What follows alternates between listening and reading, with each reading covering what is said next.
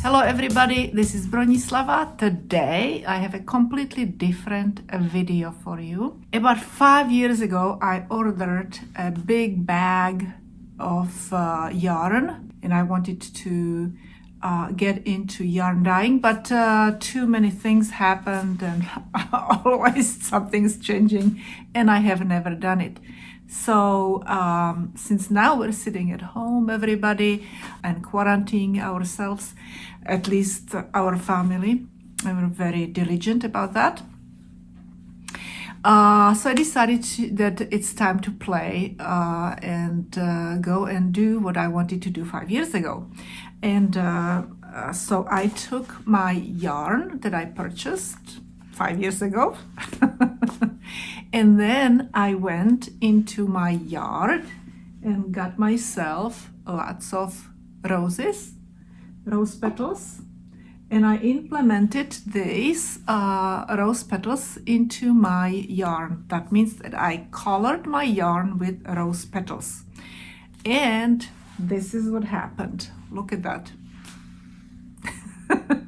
These rose petals made this color of the yarn, and I took my other skein basically and I turned it into a ball so you can go and compare the difference between the colors and basically the outcome of the roses on this. Okay, so this is how it turned out.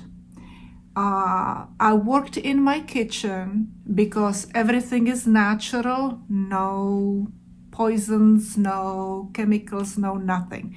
This is a super natural tint, and this is how it came out. So let me show you all the steps that I had to do to go and come up with this outcome.